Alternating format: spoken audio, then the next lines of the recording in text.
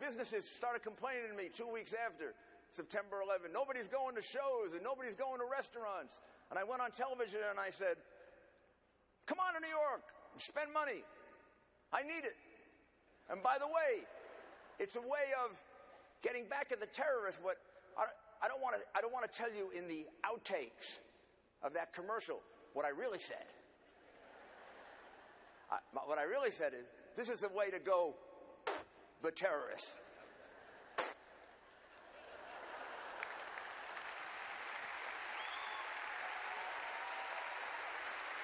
Fight back. Fight back. Make something good come out of this.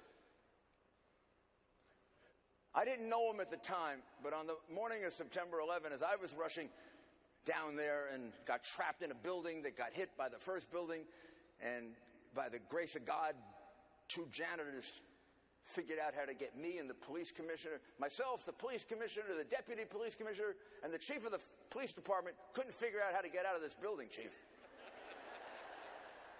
And the mayor, who was in law enforcement for 18 years. But 2 janitors got us out.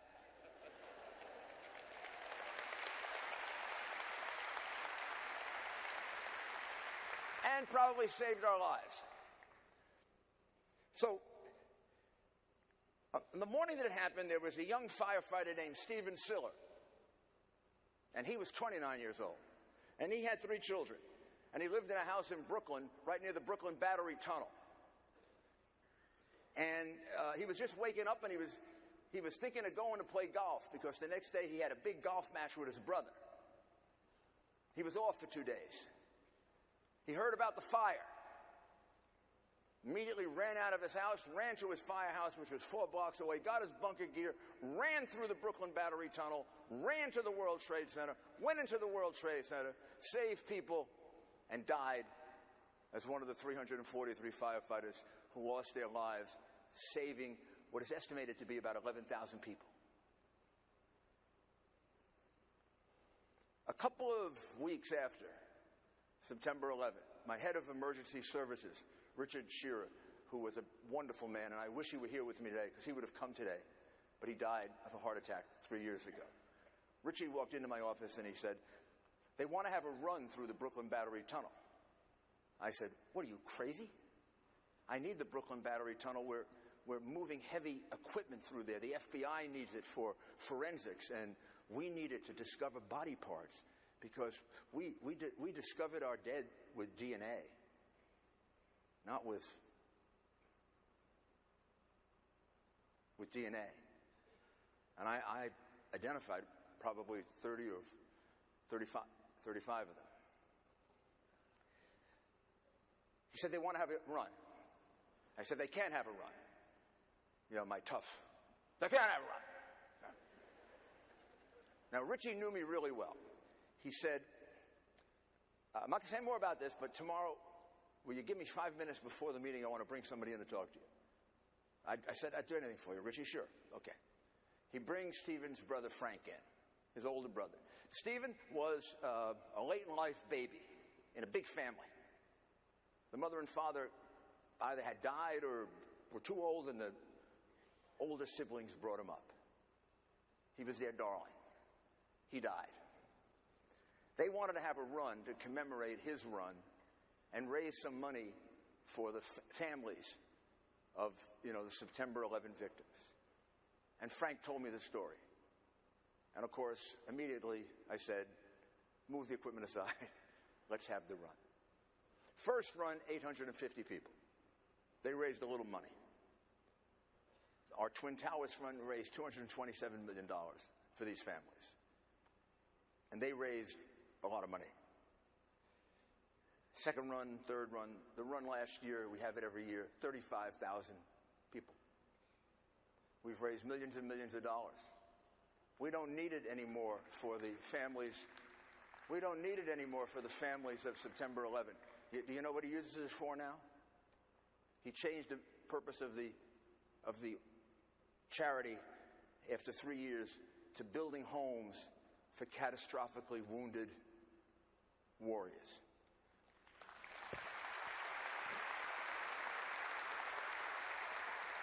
because he said, my brother was one of the first soldiers to die in that war, and he would want us to take care of them.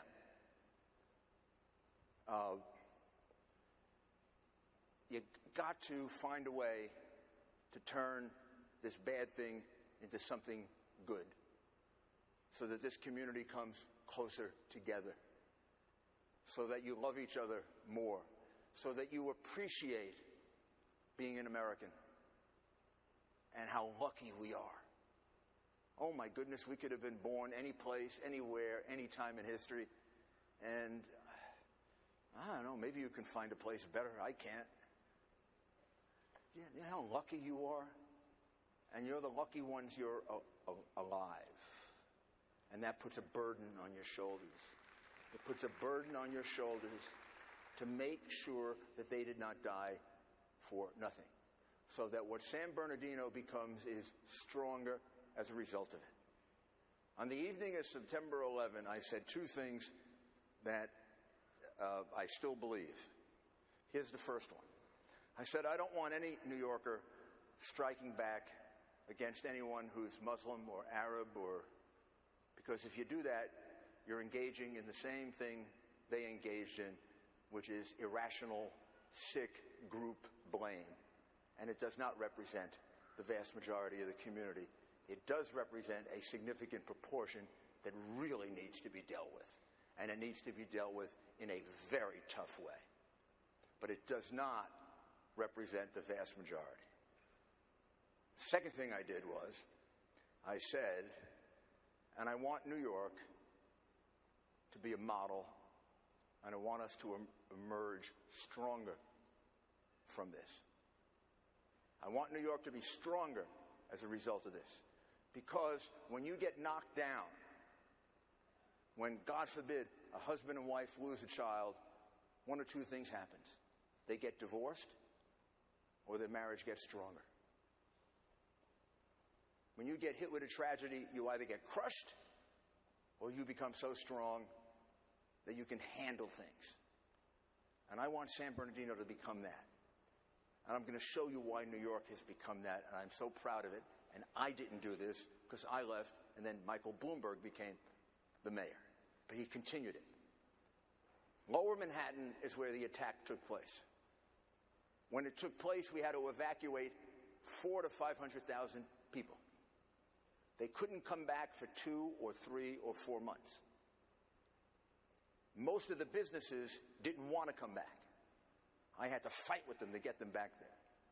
And thank God for 2 businesses, and this is an advertisement, straight out advertisement, because I love these businesses.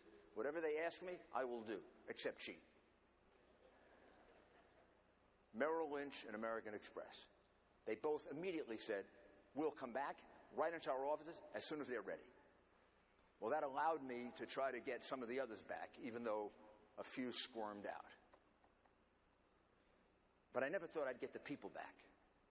We had 7,000 to 8,000 people that lived right in that immediate area because their apartments were filled with soot and some of them with body parts. Now it's 15 years later, almost 15, 16, gosh, 15. There are twice as many people living in Lower Manhattan than before September 11. There are 40% more businesses there. It is one of the most thriving parts of the city. And the biggest complaint now is it costs too much money to live there. Because these people didn't let them win. They didn't let them win. They cannot beat us like maybe the Nazis could have beat us by invading us. I don't think they could have, but they could have tried. They certainly could have beaten England by invading. They can't beat us the way the Soviets might have been able to beat us. I don't think they would have beaten us. They sure as hell could have killed a lot of us with atomic weapons. They can't do that unless we get, well, I'll stay away from politics. And tell you what I think of the agreement with Iran.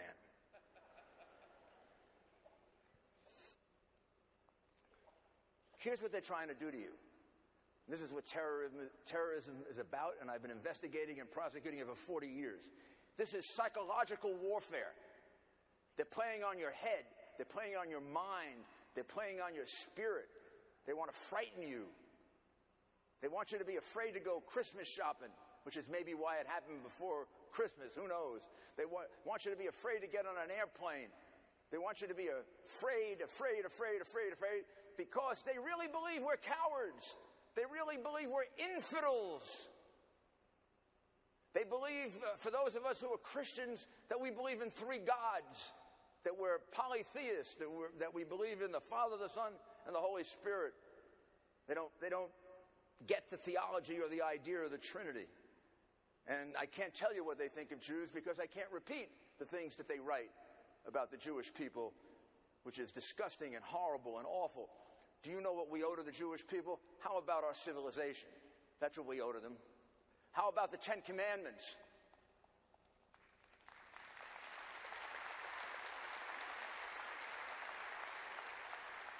How about a country that is our strongest ally in the world that would do anything for us? That's what we owe to the Jewish people.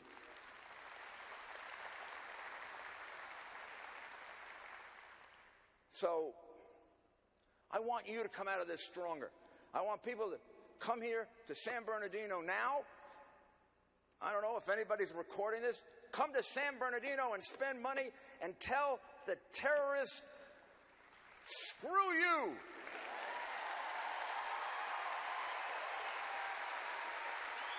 You can't beat us. We're stronger than you are. Those people didn't die for nothing. They died because of liberty and freedom and decency and human rights. And history is on our side, not yours. Your ideas have been thrown into the dustbin of history. They're bad ideas. They're horrible ideas. They're terrible ideas. And our ideas are the future. For them too. So don't let this stop you. Don't ever keep this inside. Every September 11, at 7 o'clock at night, I meet with all of my aides and people who lived through September 11 with me. The people who almost died with me, and then the people who helped from the outside. And we do it every September 11, and we get together and we divide it almost in half. First, we talk about all the terrible things we want to get out. Some of these men and women are suffering from lung disease, one very seriously. Some of these men and women are suffering from PTSD. Some of it happened immediately, some of it happened 5 years later. But we talk about it.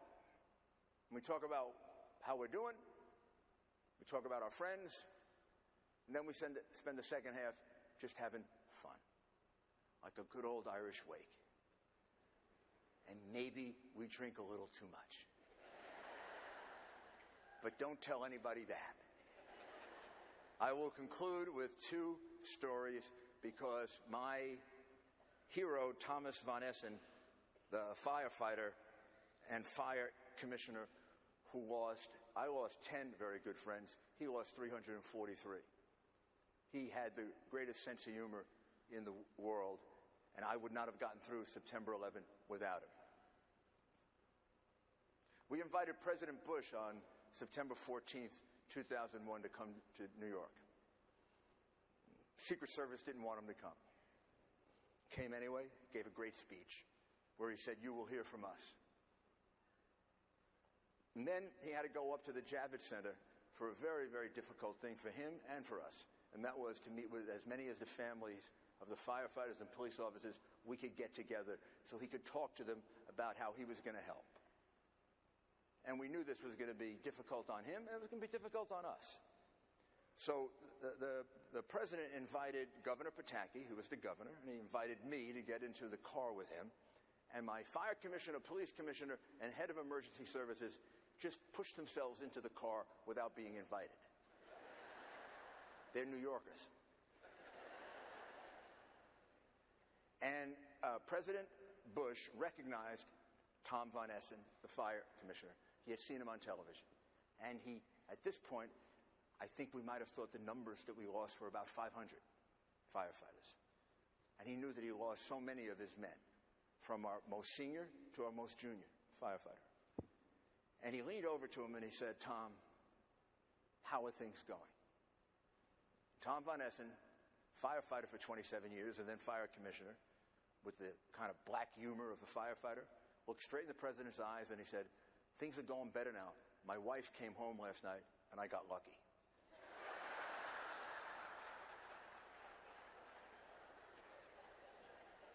I kicked him in the shins. He said the mayor does that all the time because I'm embarrassing him all the time. So about 3 weeks later, President Bush comes back to New York.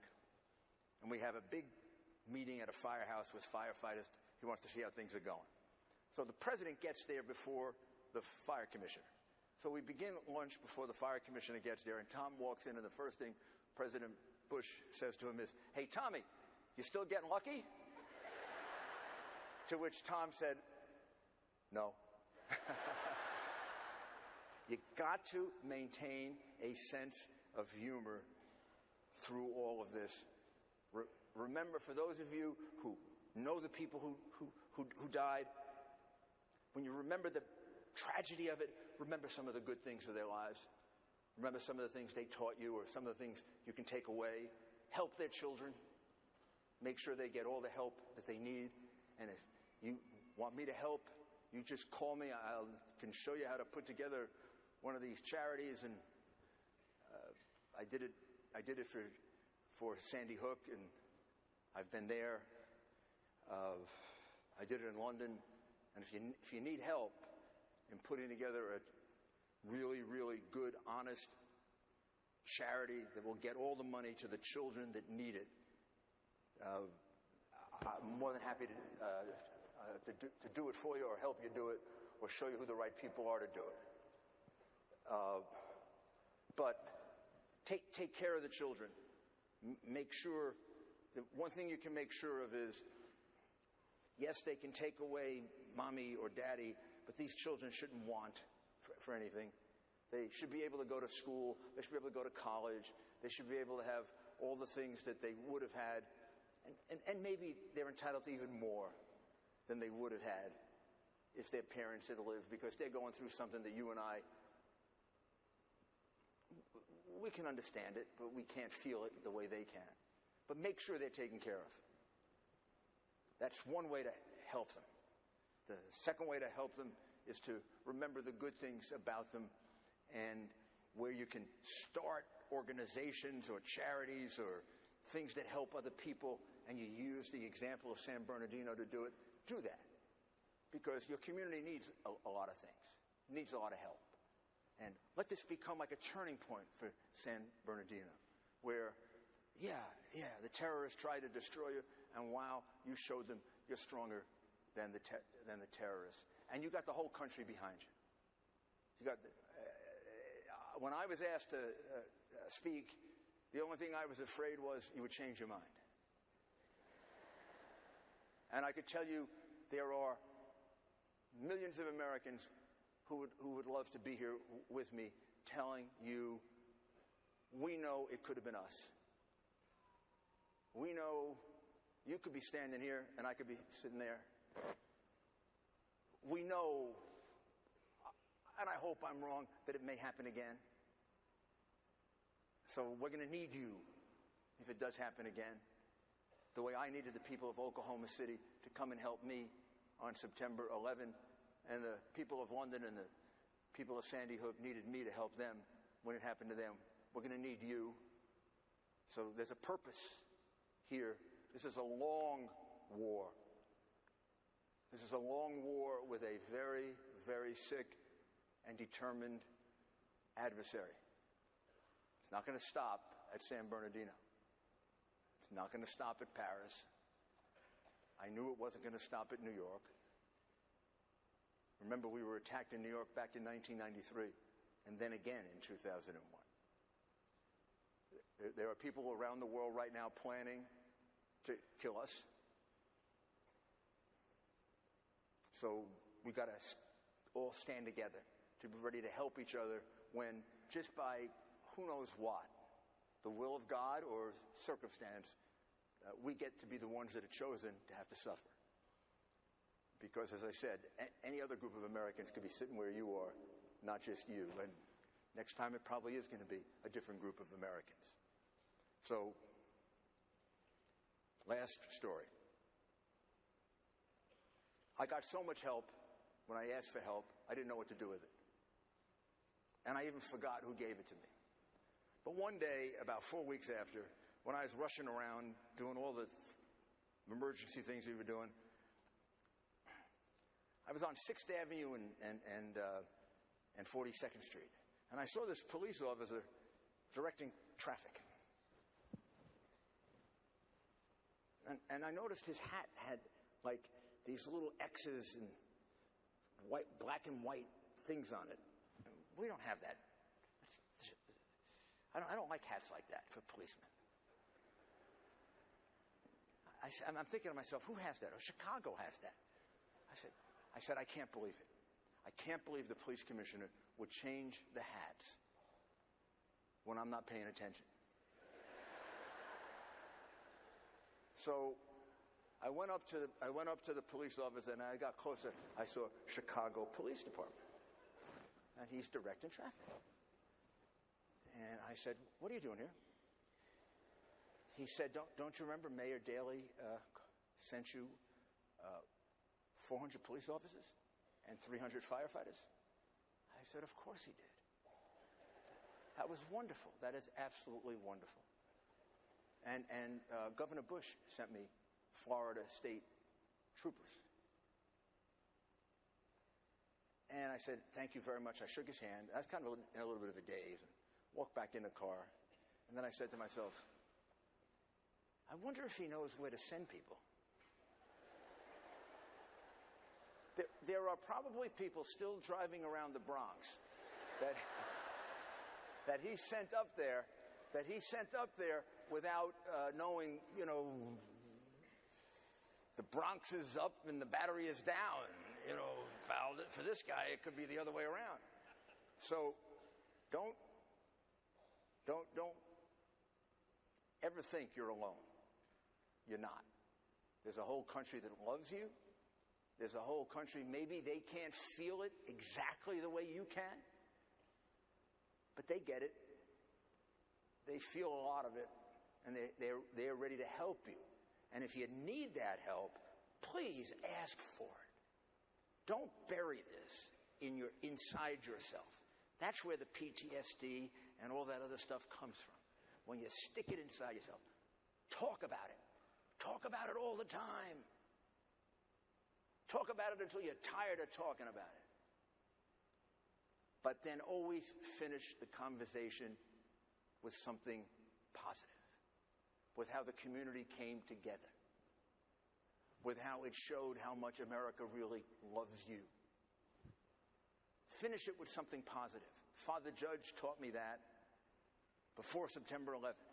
Whenever you get into a depression or you get into something horrible, you lost your father, you lost your mother, you lost your child, end up with something positive when you finish that conversation. You can talk for 3 hours about how terrible it was what happened, how angry you are, but then end it with, but doesn't it show that we're a country of freedom and liberty and for the very reasons they attacked us, it's the very reasons we have to be grateful. So that's the advice that I can give you, and I can tell you, you call upon me for anything, the answer is yes, I'm there. And if I didn't say that, then I wouldn't be doing what I promised to my policemen and my firefighters, all of whom weigh on me every day. And the way I overcome it is I try to help other people. Thank you.